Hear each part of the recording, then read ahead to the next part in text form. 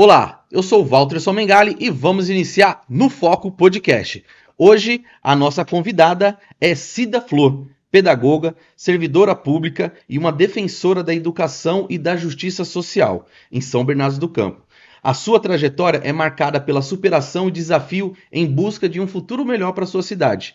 Defensora, da implementação de escola em tempo integral e também de melhorias na área da saúde e da educação. E também com foco, nos profissionais da área, a sua valorização e também a criação de espaços de cultura acessíveis para os jovens da periferia. Cida Flor acredita que São Bernardo do Campo é uma cidade, mais justa, mais igualitária e com oportunidade para todos e todas. Cida, seja bem-vinda aqui no Foco Podcast, Primeiramente, eu quero agradecer, Walterson, no programa No Foco. E, antes de mais nada, o meu boa tarde, boa noite, o bom dia para todos também, que nós temos as pessoas que vão assistir de manhã, à tarde ou à noite. Exatamente. Mas vou fazer minha autodescrição primeiramente para incluir a todas as pessoas. Bacana. Eu sou Cida Flor, eu sou uma mulher negra, alta, eu tenho 1,74 m, cabelos pretos curtos, estou com uma flor do lado esquerdo, lilás e lilás claro, estou com uma blusa de lãzinha, um tricôzinho bem leve, lilás, com um casaquinho azul, acinzentadinho, mescladinho. Estou aqui para atender a todos e a todas as perguntas, para ajudar, colaborar para uma São Bernardo melhor. Legal. Também vou fazer da minha autodescrição. Eu sou um homem branco, com barba, olhos claros, cabelo escuro. Estou com uma camiseta preta, social. E estamos aqui no nosso novo estúdio, no Foco. Cida, eu queria conhecer um pouco da sua história. Quem é a Cida? O que a história da Cida tem para nos contar, tem para nos ensinar?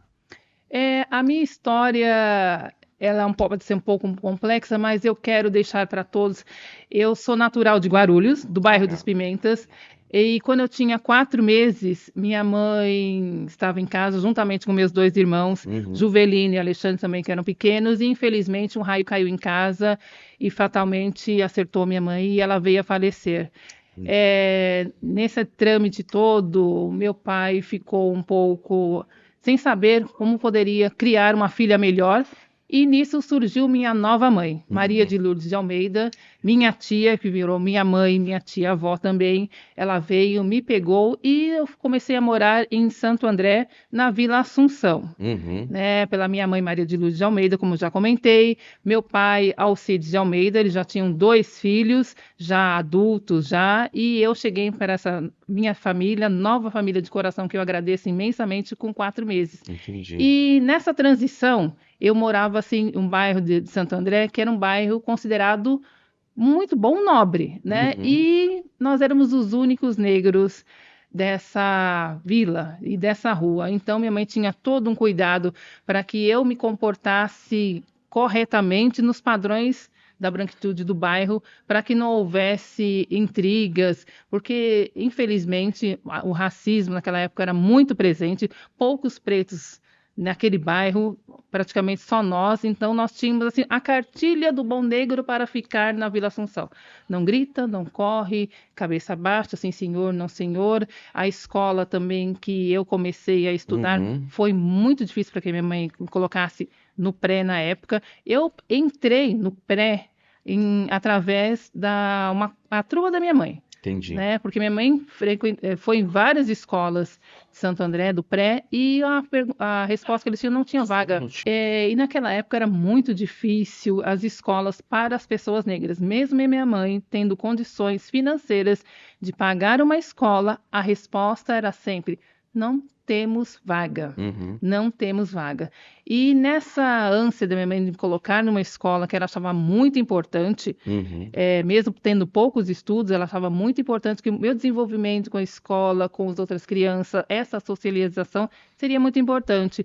Então, ela falou com uma das patroas dela, a dona Raquel, que era judia na época, e como ela tinha muita influência dos meios de comunicação, com a prefeitura e tudo mais, ela achou uma vaga para mim. sim, no bairro da Vila Pires. Era uma escola muito distante da Vila Assunção ou Vila Uhum. Pires. Era um E era bairro. uma escola particular. Não, Era era um um EMEB também, Ah, né? tá. Era Pré. pré-escola, porque naquela Entendi. época não tinha creches, mas eram mais particulares, mas como eu falei para você, os negros nunca tinham vaga. E eu entrei em CEAR Vila Pires, a primeira negra dessa escola, e foi muito difícil, né? Uhum. Porque as crianças já traziam, infelizmente, consigo que preto não podia estar lá. Eu não podia brincar, eu não podia sentar perto dos brinquedos. Tinha muita diferença. Eu lembro que uma vez, eu lembro até agora, o pessoal fala, mas criança não tem recordação. Tem Tem sim. sim. Eu tenho É, memórias afetivas, né, da minha infância, nossa, com que minha mãe, com meu marca! pai. Isso marca a Sim, gente, né? marca mesmo. Era Páscoa e naquela época podia dar ovo de Páscoa, né, era uma outra sequência. E a professora me chamou na frente e ela falou assim: Olha, a Maria, ela não pode ser pintada os bigodinhos e o nariz de preto, que não vai aparecer. Tem que ser branco na frente de todo mundo. E aquilo me assustou na época, mas eu achei, falei, nossa, ela fez um diferencial, mas eu não sabia o que era racismo naquela Sim. época. Depois que você vai trabalhando e você vai sentindo, eu falei, nossa, que difícil, né? E eu não podia ficar reclamando para minha mãe, porque de repente ela poderia achar que eu estava assim atravessando as leis. Então eu sofria calada. Eu não podia falar que eu apanhava na escola, que eu apanhei muito na escola. Eu queria brincar e eu não podia brincar. Tinha naquela época natação na escola mesmo, uma escola praticamente de primeiro mundo. Sim. Mas quando eu entrava na água, uma ou outra criança falava: Você vai sujar a água. E foi muito E já difícil. tinha, né? Acho que o preconceito estrutural que a gente tem no Brasil, né? Claro que nos últimos anos, né? Com a questão da mídia, essas coisas, Sim, tem sido combatido, né? Mas antigamente não tinha, não. né? E aí, assim, quem era da periferia, negro, né? Sofria toda essa carga, né? Que não tinha ali pessoas para poder falar, meu, isso é racismo, isso é preconceito, né? E você passou por isso de fato, né? De fato, e calada, né? E calada. Como eu falei para você, eu morava num bairro muito bom, então parecia que a dor era maior ainda, eu não podia ficar falando, gritando. As minhas brincadeiras eram muito contidas e eu tinha aquela ânsia de criança de brincar, de gritar e foi muito recolhido, muito cerceado, Uhum. né? Mas não era culpa da minha mãe, era culpa daquele sistema que você falou que nos tolia de todas as coisas. Quando eu fui, né, iniciar os meus anos iniciais na escola, eu lembro que também foi bem complicado. E na época, não sei se você lembra, saiu aquela música Nega do Cabelo Duro. Eu lembro dessa música. Gente, que foi a época que eu mais corri na minha vida. Porque eu falava pra minha mãe, nossa, eles falavam assim, nega do cabelo duro. E ela falava assim, olha, não tem o que fazer. Fala assim, ó, você sabe onde que tá a nega do cabelo duro e sai correndo. Essa era a única resposta que a minha mãe podia me dar para me defender. Aí eu falava pro pessoal, eles ficavam com raiva e saía correndo atrás de mim. E eu, logicamente, para não apanhar do pessoal, saía correndo. Uhum. Hoje parece engraçado? Parece engraçado, mas Não, dói mas demais. As pessoas falam, ah, mas a mimimi é só uma música. Não é uma música. É uma coisa Cida que falou, dói. não é mimimi e não é engraçado. Acho que, né, nós temos que combater qualquer tipo de preconceito, qualquer tipo de racismo, qualquer, né, com a mulher, com LGBTQIA+. Então, né, a gente sente essa carga, né, Sim, o pobre da periferia que quando, né, o Estado põe a mão e boa parte, né, às vezes com violência, né, e teve uma das nossas entrevistadas aqui, Cida, que falou que é o seguinte, quando, né, tira o direito da classe trabalhadora, a mulher ela sofre 10 vezes mais. E a mulher preta, ela sofre 20 vezes mais com esse direito, porque é muito mais difícil. Né? E não é mimimi, não é vitimismo, né? E aí a gente precisa criar mecanismos, né, para poder combater, né, esse tipo de injustiça. Isso que minha mãe podia fazer, porque ela não tinha mais outras coisas para fazer. Mas mesmo assim, quando eu fui crescendo, na escola mesmo, eu reclamava um pouquinho para minha mãe, falava um pouquinho, ela sempre estava lá na frente, Uhum. porque depois ela começou a criar essa consciência, ver que eu estava sofrendo também, ela ia lá, Dona Maria de Lourdes de Almeida, 1,5 m de senhora, mas ela colocava a mão e falava assim, não, minha filha tem que ter respeito igual às outras. Nossa, Exatamente. eu me sentia tão fortalecida de saber que a minha mãe estava na escola me defendendo também. Porque Uhum. não era só para brigar e receber reclamações minhas, mas a minha mãe estava lá para me defender também. O Uhum. pouco que ela conseguia, mas ela fazia com muita garra, com muita precisão. E na escola também, vira e mexe, tinha danças, atividades na escola, festa junina que tinham mais, Uhum. e eu nunca conseguia par, porque ninguém queria dançar com a menina preta.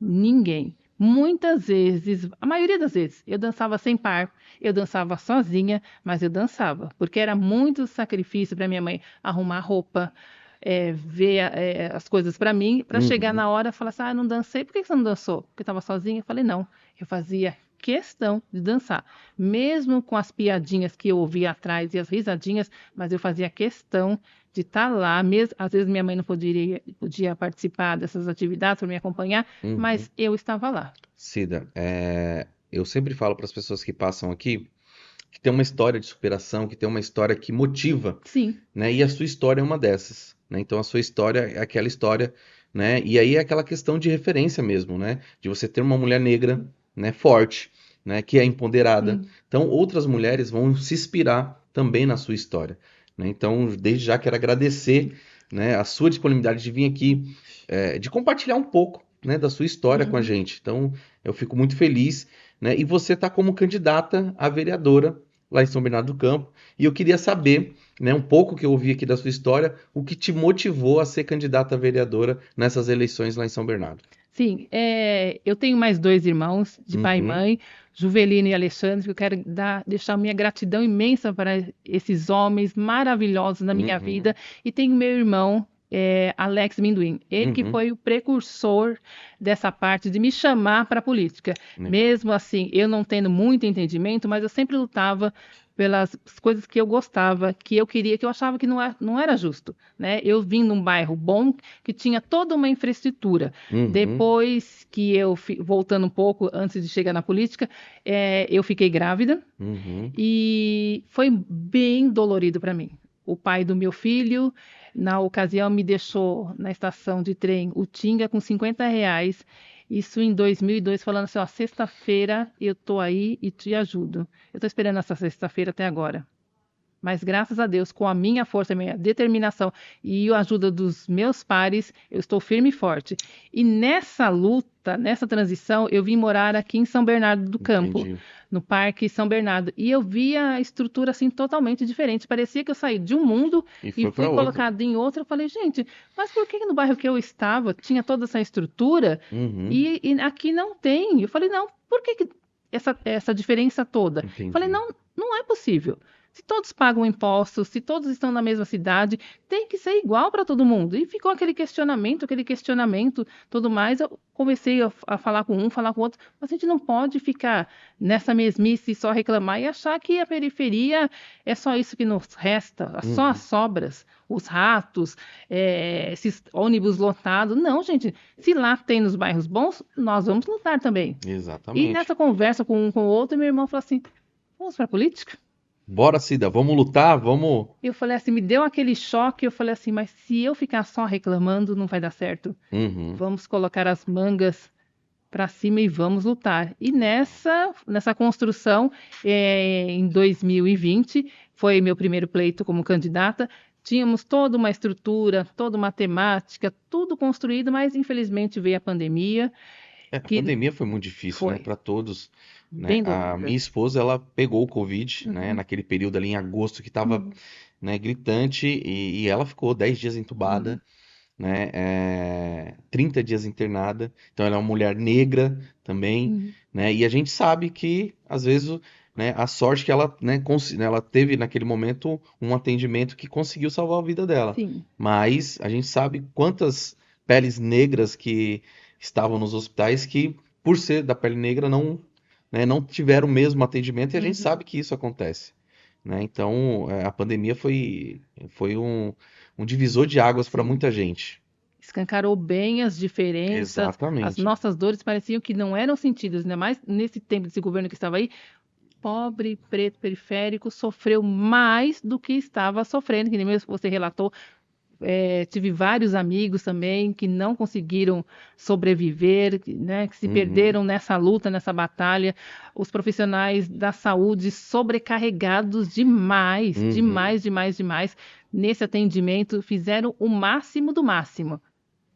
Mesmo com toda a pouca estrutura que estava dentro desse governo federal, eles ajudaram bastante a população, mas mesmo assim não foi o suficiente. A gente sabe que o nosso povo sempre sofreu e ainda sofre, infelizmente, pelos desmandos, né, e da saúde, principalmente nessa época. Já vamos pegar esse gancho da questão da saúde, né? Você como candidata a vereadora, né? Como é que tá essa questão da saúde lá em São Bernardo do Campo? O que que vocês pretendem fazer, né? Como é que tá isso? Conta um pouco pra gente como é que tá a questão da saúde, já pegando esse gancho que a pandemia, porque eu, né, sempre falo pro pessoal que tá aqui na bancada que os profissionais, né, da saúde, acho que todos os profissionais, né, que eram linha de frente na questão da pandemia, eu pensei, né, falei, depois que passar a pandemia, esses profissionais serão valorizados, os da saúde, os professores, né, os condutores, então toda essa Sim. galera que não pôde, né, parar na pandemia, né, seriam mais valorizados, isso não aconteceu, né, e aí eu queria saber de você um pouco dessa questão da saúde lá na sua cidade. Infelizmente, com todo esse tormento que você mesmo contou e relatou da Covid, parece que a situação em São Bernardo parece que ficou pior. Ficou pior. Além da sobrecarga desses profissionais da área da saúde, nós sofremos com a falta de remédio, os postos de saúde, as UPAs em São Bernardo do Campo, que funcionavam 24 horas, foi reduzido para as 20 horas, 20 horas fecha. Então, quer dizer assim, se você precisou de remédio depois das 20 horas, se você tiver dinheiro para ir na farmácia mais próxima da UPA, tiver dinheiro, você compra, senão você vai ter que esperar o outro dia. E isso, a nossa população está sofrendo ainda. Parece que da pandemia para os tempos de agora, não mudou nada em São Bernardo. Piorou a nossa situação na saúde. Postos cheios, os profissionais ainda sobrecarregados ainda.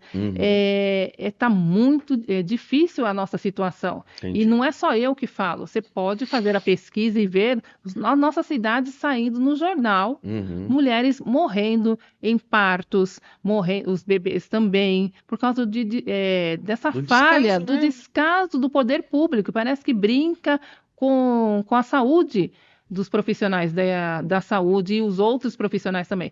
Um exemplo que eu dou, na pandemia, nós tivemos que fazer as aulas online, todas as atividades, e não foi dado nenhum recurso a mais para os profissionais da educação deixar as atividades para os alunos. Foi toda a nossa custa. Então, foi um delivery educacional custeado pelos próprios profissionais da educação. Entendi. Né? E depois se fez todo aquele levante, o governo saiu como se tivesse feito boa coisa, não fez nada, o prejuízo ainda é nosso.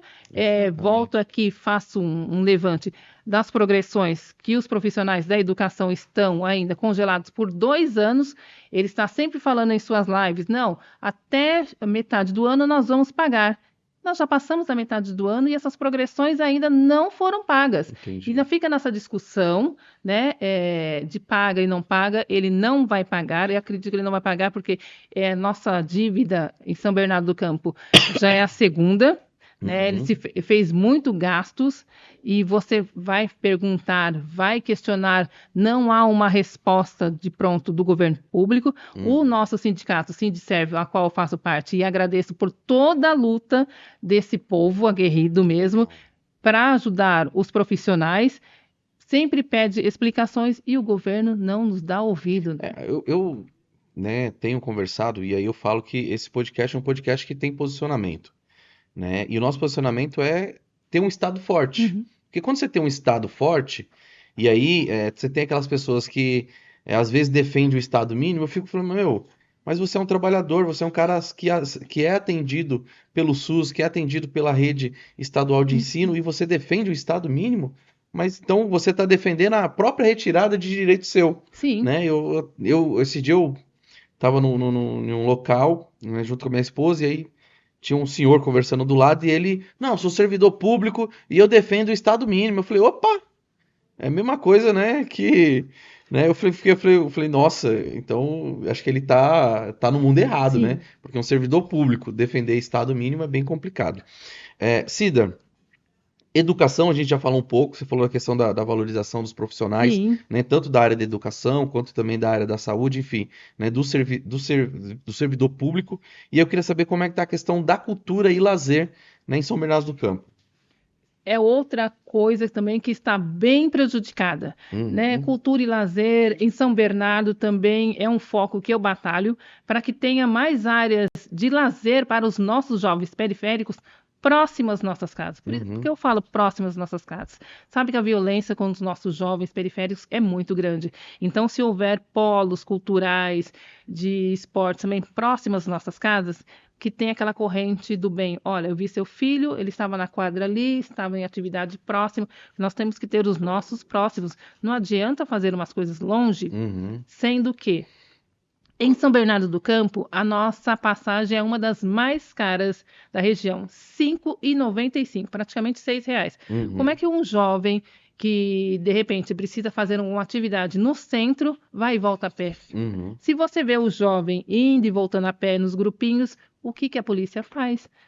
Já para esses meninos, essas meninas, Mão na cabeça, RG. exatamente, e sabe que eles vêm com truculência. Então, por isso que nós precisamos ter esses nossos jovens próximos às nossas casas, porque Uhum. assim já vai trazer uma dimensão um pouco mais segura para a gente. Sim. E também já pegando essa parte para auxiliar também as pessoas que têm uma atividade de cultura, música, do grupo mesmo, a fortalecer os nossos também. Porque não Uhum. adianta, porque quando tem show em São Bernardo, no centro, o senhor prefeito, ele chama a gente de fora e não dá vez nem Para voz quem para os tá. nossos, da Entendi. nossa comunidade. Então, o fortalecimento e esses blocos na nossa vila seria o ideal. Bacana. Cida, eu quero agradecer muito aqui a sua participação, né? Falar que esse espaço aqui ele está aberto, né? E já tem um convite já para você voltar aqui para a gente poder Claro. aprofundar, né? Outros temas, né? Relacionados a São Bernardo do Campo. E queria deixar um presente para você, Ah, que lindo. né? Governos do PT, um legado para o futuro. Então aqui relata, né? Todas as experiências positivas que teve. Então né? É um livro que a gente, em nome no Foco, em nome da nossa equipe, em nome de todos que estão envolvidos nesse projeto, né? A gente te presenteia, Ai, muito né? obrigada. E eu falo que pessoas que têm a sua história, mulheres negras de garra, né? Que não desistam. A gente sabe que é difícil, né? Mas a sua história inspira outras mulheres. Então, né? Eu quero desejar aqui, em nome de toda a equipe, boa sorte nessa Muito caminhada, obrigada. né? E agradecer, né? Novamente a sua participação aqui com a gente. Eu, primeiramente, agradeço essa oportunidade de estar aqui junto com vocês todos no programa No Foco e quero pedir licença para fazer um agradecimento, principalmente por todas as mulheres pretas da minha família. Eu quero Legal, agradecer a minha mãe, minhas duas mães, Alice, legal. Maria de Lourdes, quero agradecer também a afinada tia Maria. Tia Maria, muito obrigada também. Tia Marisa, Lucélia, Luciana, Dona Lauriana, uma das nossas iabás ainda, ela está um pouco adoentada, mas fica aqui o nosso agradecimento à minha cunhada Cileide, à minha cunhada Leia também, a todas as mulheres que estão sempre juntas comigo. Eu Legal, vim de mulheres fortes, sou uma mulher forte, crio meu filho com essa fortaleza legal, e também quero agradecer também ao meu esposo João Carlos legal, bacana. e meu irmão Juvelino, meu irmão Alexandre e Alex Minduim, que está sempre à minha Alex frente. Amendoim, eu acho que eu conheço ele, acho que eu estava em São Bernardo, Santo André, né? Ele estava em algum lugar que eu encontrei o Alex Sim, Amendoim. ele é a base do meu fortalecimento aqui na política. Legal. Mais uma vez, Walterson, muito obrigada. Nada. Cida, se você tiver que se mandar uma mensagem para São Bernardo do Campo, né, essa mensagem vai chegar pela TV, jornal, outdoor, rede social, vai chegar, né? Qual que seria essa mensagem? Olha para cá e manda essa mensagem. Quero dizer a todos e a todas que, mesmo que eles saibam fazer as coisas como raposa, nós estamos aqui florescendo dia a dia, porque nós somos a ponte e o florescimento para as pessoas que mais necessitam em São Bernardo do Campo. São Bernardo do Campo precisa de mudança e mudança com mulheres pretas é muito melhor. Cida, obrigado. Um Eu que prazer agradeço, ter você aqui Walterson. na nossa bancada e É isso. Galera, muito obrigado. Acabamos de entrevistar aqui Cida Flor, direto de São Bernardo do Campo. Um forte abraço para todos e até a próxima. Sempre juntos.